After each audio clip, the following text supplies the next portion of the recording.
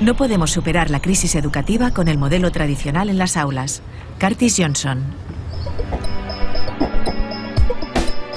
En el sector de la industria, innovar supone mejorar continuamente los productos con respecto a sus versiones anteriores. En este proceso gradual, a veces surge una innovación radical que rompe con el paradigma anterior. Se trata de una innovación disruptiva, algo que obliga a la industria a cambiar sus esquemas y a adaptarse para no morir. Curtis Johnson, consultor educativo, le explica a Punset que la educación está viviendo un proceso de innovación disruptiva que, con apoyo de las plataformas digitales, revolucionará la manera de aprender en las aulas.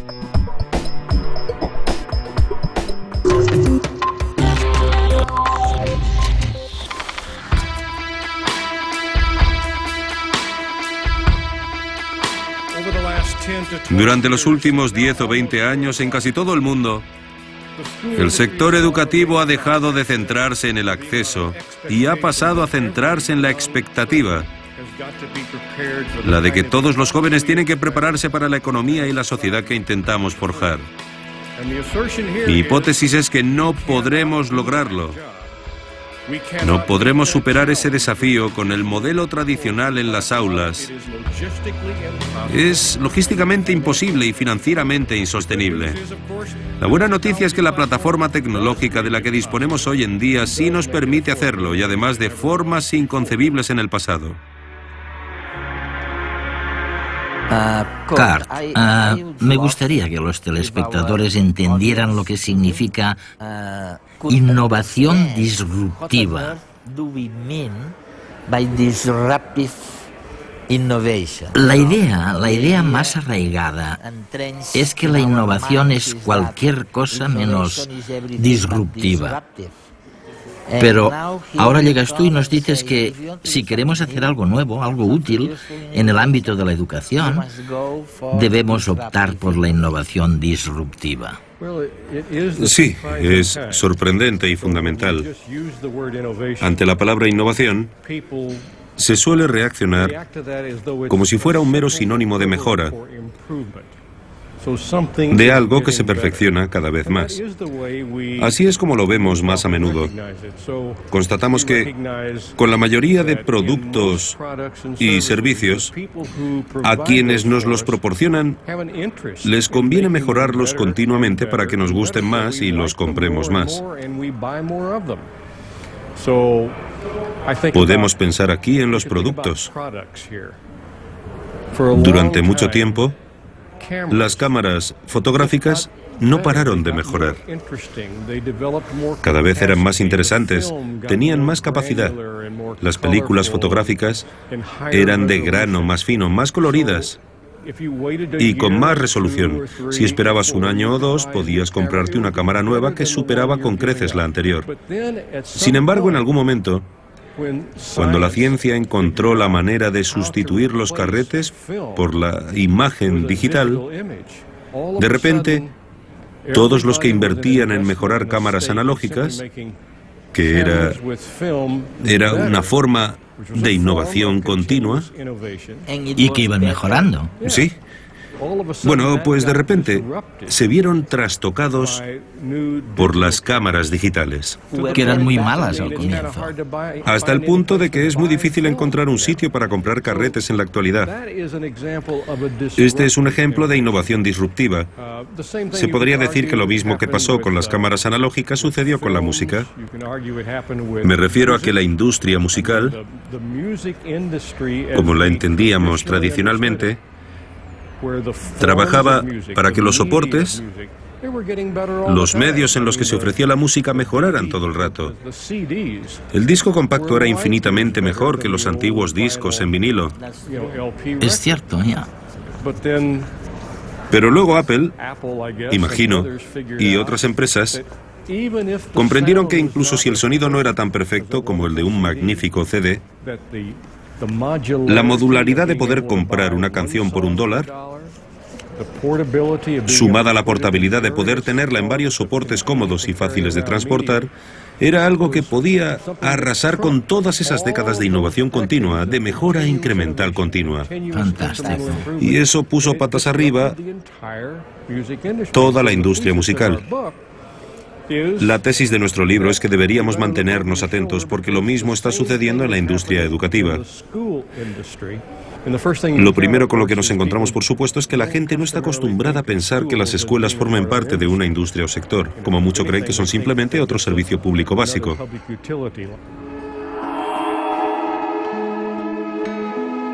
Los libros. Algunos estuvieron malditos, otros ocultaron secretos o sirvieron para difundir conspiraciones y promover desde sus páginas ideas y revoluciones. O sencillamente nos hicieron disfrutar de un buen rato. Estamos tan habituados a ellos que no nos damos cuenta de que la invención de la imprenta y el libro fue tal vez la innovación disruptiva más importante de la historia de la humanidad. La imprenta rompió con el monopolio del conocimiento, que estaba en manos de unos pocos, generalizando el uso de la lengua escrita y la lectura gracias a un sistema de copia barato y rápido, que aún sigue evolucionando. El hombre es capaz de modificar su entorno introduciendo innovaciones artificiales, que transforman nuestra forma de interactuar con los demás. El motor de vapor, por ejemplo, trajo consigo la revolución industrial. La aeronáutica rompió los límites de nuestra capacidad física. El telégrafo, el teléfono o Internet han cambiado nuestra forma de comunicarnos e interactuar con un grupo social mucho más extenso del que nos es habitual. El surgimiento de estas grandes innovaciones disruptivas dan forma a nuestra economía, política, cultura y educación.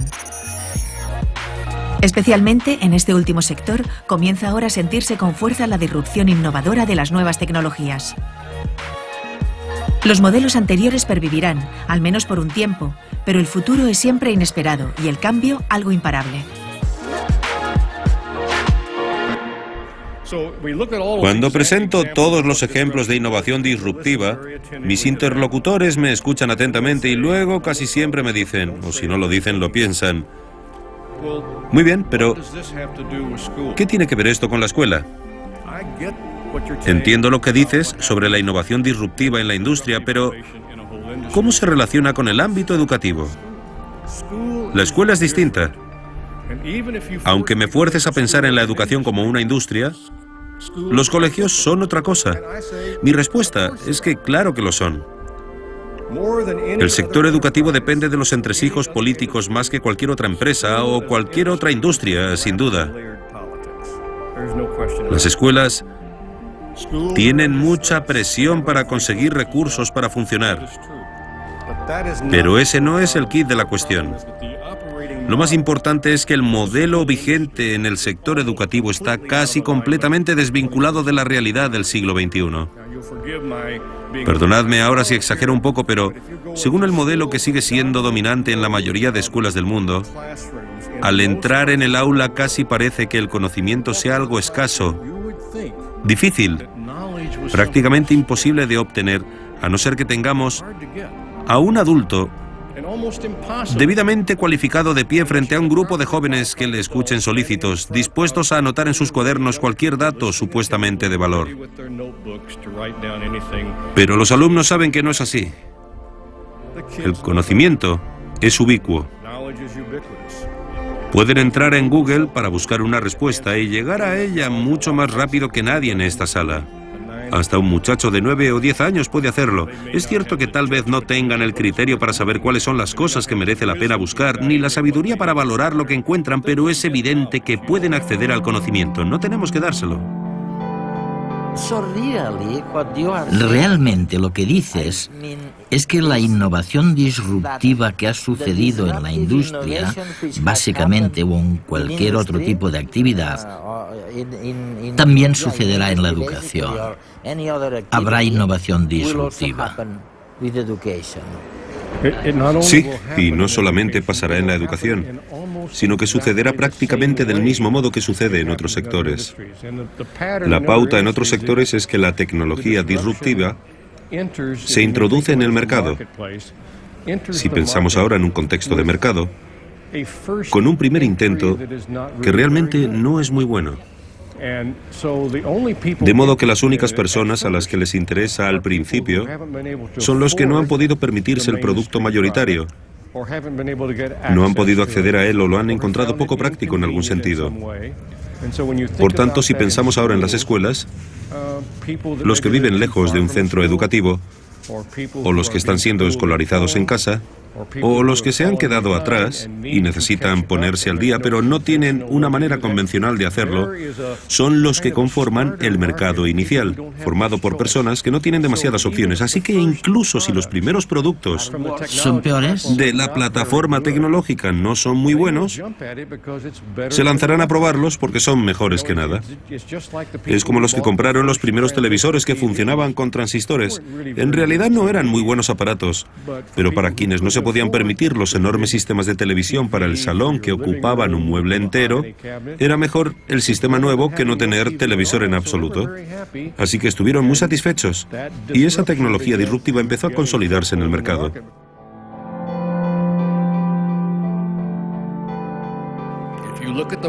Mirando el modelo de aula dominante, uno podría pensar que todos los alumnos aprenden las mismas cosas de la misma manera, el mismo día, en el mismo lugar y al mismo ritmo.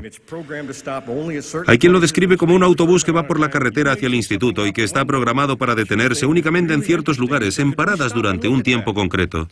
Si alguien va en el autobús, mira por la ventana, ve algo interesante y pregunta si puede bajar a mirarlo, la respuesta es no. Tenemos que ir hacia la siguiente parada, porque así está programado. No es un sistema muy flexible, la única forma de hacerle frente es mediante la personalización radical. ¿Y es posible hacerlo? Desde luego. Pero yo diría que la plataforma tecnológica, o como queráis llamarla, el aprendizaje electrónico, ha seguido el mismo recorrido que la innovación disruptiva que podemos encontrar en cualquier otro sector. La primera versión del aprendizaje electrónico no era demasiado buena, pero luego, sigilosamente, como todas las innovaciones disruptivas, el sistema fue mejorando y mejorando. Se volvió más vívido, más sólido. Empezó a cubrir más asignaturas. ¿Y qué ha sucedido ahora? En los últimos 2 o 3 años, llegados a este punto, puede que peque de romántico o idealista, yo diría que acabamos de entrar en la fase 3.0 del aprendizaje electrónico. No hay más que ver el software educativo y la oferta online que hay ahora. Las 12 empresas principales de este campo compiten mucho entre sí y crecen a tasas del 30 al 40% por año. Pero es que, además, este sistema ofrece algunas de las oportunidades de aprendizaje más sofisticadas del mundo. Hay cursos de química que le dan 20 vueltas al 99% de las clases de química que pueda impartir cualquier buen profesor. Y si quieres asegurarte de que los niños sepan qué olor desprende un mechero de Bunsen, siempre pueden ver el material en la biblioteca e incluso recibirlo por correo. Pero ¿cómo se puede conciliar la innovación disruptiva, incluso en el ámbito educativo, con eso que se nos dice tan a menudo de que uno de los principales problemas de la educación es la falta de personalización, que es muy cara, claro?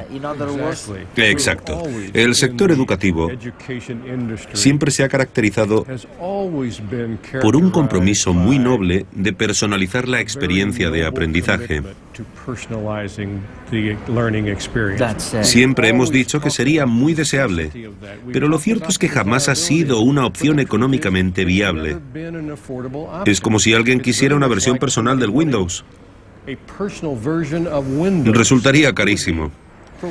El modelo tradicional carece de medios para personalizar la experiencia educativa de cada niño.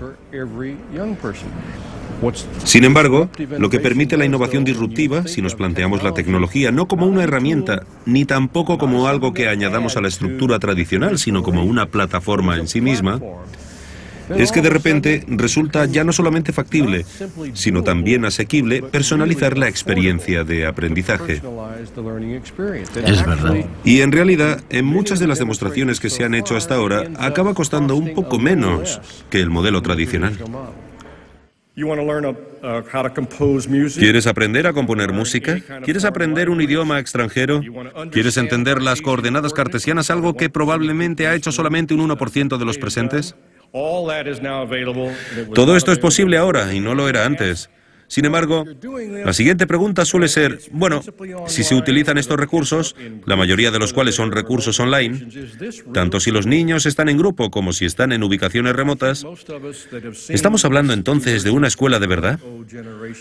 Creo que la mayoría de los que hemos visto surgir esta generación 3.0 de ofertas electrónicas educativas convendríamos que sí, porque se pueden incorporar varios modelos didácticos, se forjan comunidades y también redes para facilitar el aprendizaje, y la imagen cada vez difiere más a la de la fotografía con niños sentados frente a un ordenador cara a la pared. En su lugar tenemos algo como lo que refleja el instituto de un pequeño municipio rural. Os prometo que nada más entrar en la escuela, parece que hayas entrado en el departamento de marketing de una empresa de nueva creación. La primera impresión es que no está pasando nada, que nadie trabaja. Pero luego te das una vuelta y te percatas de que suceden un montón de cosas. Los alumnos trabajan en grupos, los profesores van de un lado a otro solucionando problemas, respondiendo dudas, dando consejos y animando a los chicos, algunos de los cuales preparan presentaciones orales, otros resuelven problemas. Hay chicos mayores que ayudan a los más pequeños, otros corren a hacer algo que es mejor hacer en grupo. Se trata de una escuela de verdad, y es el tipo de escuela que está surgiendo.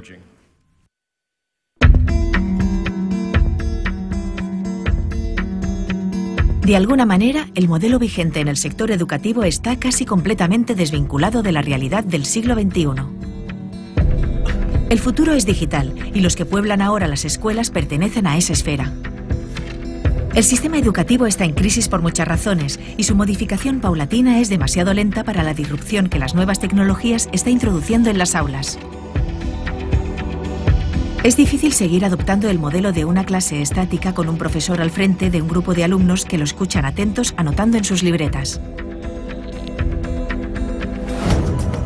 El cambio está rompiendo la jerarquía profesor-alumno por un sistema más cooperativo entre los estudiantes que trabajan en equipo y se supervisan entre sí bajo la mirada del maestro. Las nuevas tecnologías nos están desvinculando progresivamente de la escuela como centro de conocimiento, por un sistema más abierto, el de Internet, en el que una información muy dispar es accesible desde cualquier punto del planeta. El aprendizaje de la nueva generación también debe ser fluido y multidimensional. El uso de las nuevas tecnologías ha acostumbrado a los alumnos a mezclar conocimientos y no responden bien a nuestra manera lineal de presentarles las cosas. La tendencia en educación es hacia la personalización. El alumno mismo elegirá la información con la que desee trabajar y administrará su ritmo de aprendizaje bajo la supervisión de un tutor, quien habrá de seguir también el desarrollo emocional de sus estudiantes. Por último, el aula perderá su entidad física. Ahora podemos aprender online química desde cualquier lugar del mundo y en el mejor de los laboratorios, hacer una excursión al Museo de Historia Natural de Londres o aprender a tocar un instrumento musical desde casa. Aún más, podemos compartir nuestra experiencia con los demás gracias a Internet. No hay duda de que el nuevo sistema presentará problemas y tendrá que solventar dificultades. Pero el futuro está en manos de las nuevas generaciones y debemos apoyarlas a que descubran su potencial.